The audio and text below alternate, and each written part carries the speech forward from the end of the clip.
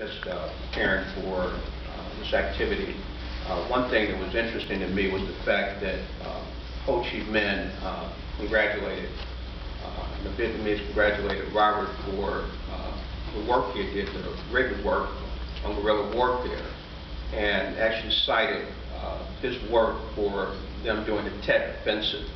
And that was mind-blowing to me, the fact that Robert Williams' strategy had influenced the Vietnam War in terms of strategy to actually go from the countryside to the city.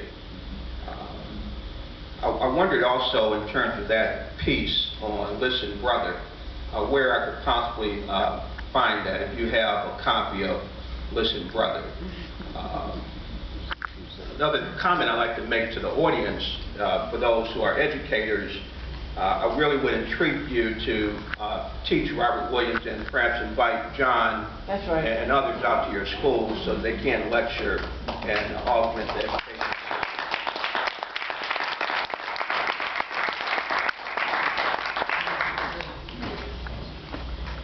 Hi, I want to follow up on Tiffany's question, actually. I know for the Rifle Club that they found, Mabel was a part of it, Lorraine is a part of it. So can you talk a little bit more about the women training and how they're a part of kind of the armed resistance that we see happening? I do some work on Mabel Williams, so I know that while you guys were picketing the pool, she used to be outside with the gun in the car, just in case anything happened. That's how she referred to it. So can you talk a little bit more about kind of the women involved in the Rifle Club, in the armed resistance that's happening in Monroe? Yeah, and I think this is a very important point.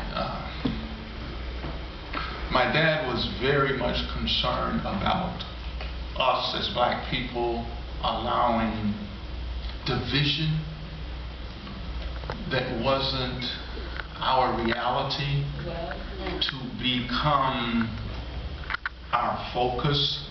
For instance, oftentimes, you know, people would raise class issues when there was no real need to raise class issues. Obviously, we know there are times when, yes, we need to address the class issue.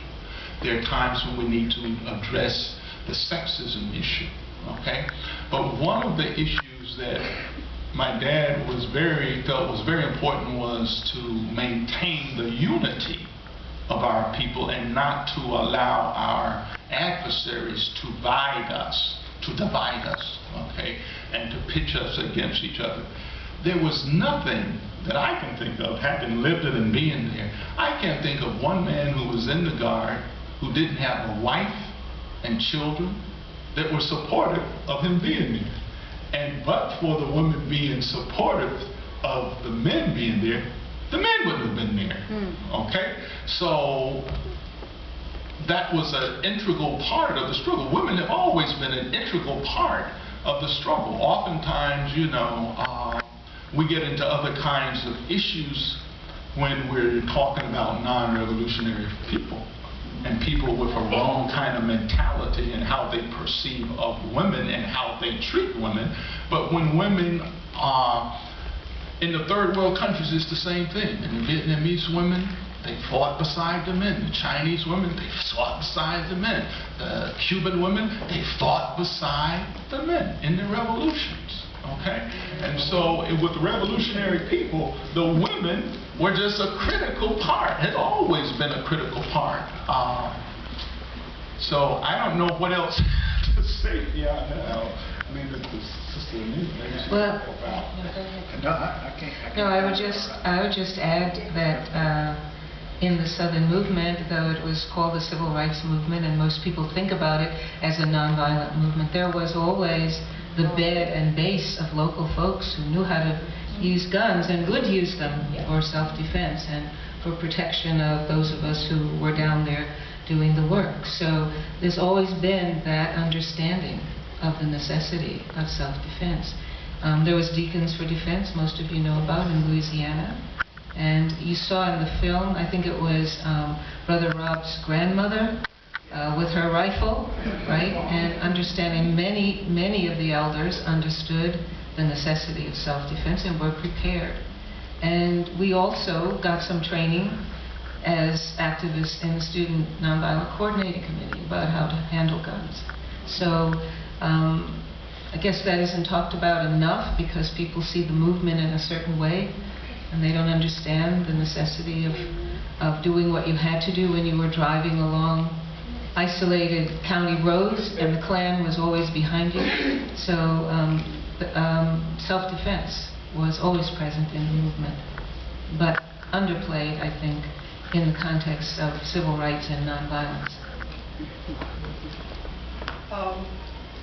Maybe to a little bit speak to her question. Oh, there she is. Maybe to a little bit speak to her question a little bit about women. Also, I was a young woman, a student, a high school student, in the late 1960s. And I was a part of the student movement of that time, the black student movement. And we existed here in Detroit in an atmosphere in which we were in the North, but we were also witnessing intense segregation, even here in progressive Detroit.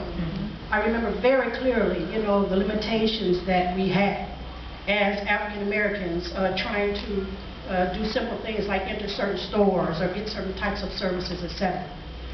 If you combine that with the absolute violence that we understood was going on in the South at the time, you know, we were really in a lot of struggle during that time. Black students, the Black Student United Front at that time, a part of the League of Revolutionary Black Workers with General.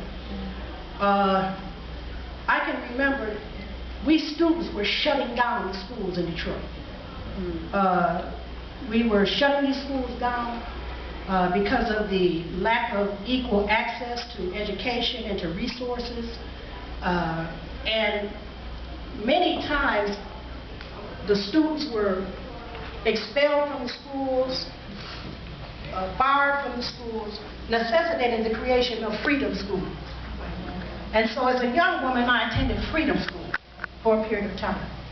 And this was a freedom school that was located next door to the Constantine Center on Woodward Avenue at the church next door.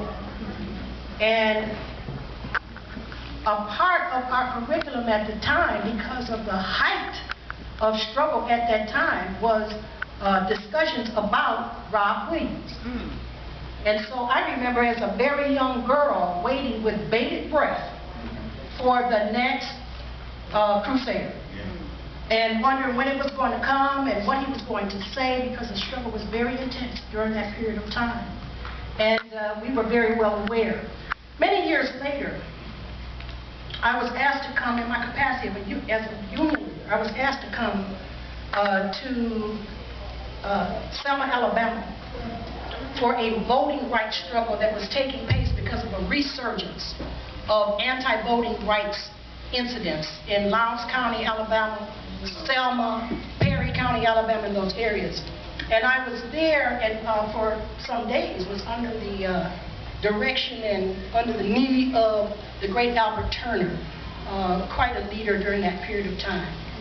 And that was the first time that I had ever been south. I'm a northern girl. I was terrorized. I was utterly afraid.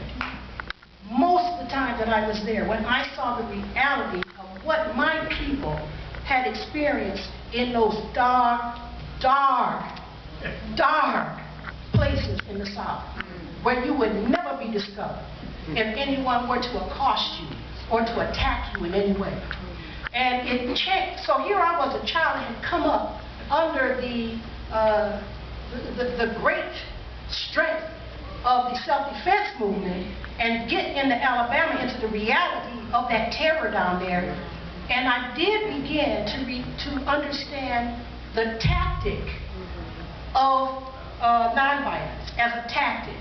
For the first time I began to accept that, but I also understood it, and even those leaders there, those civil rights, those old-line leaders there, they understood it as a tactic. Every one of them were armed. Every one of them.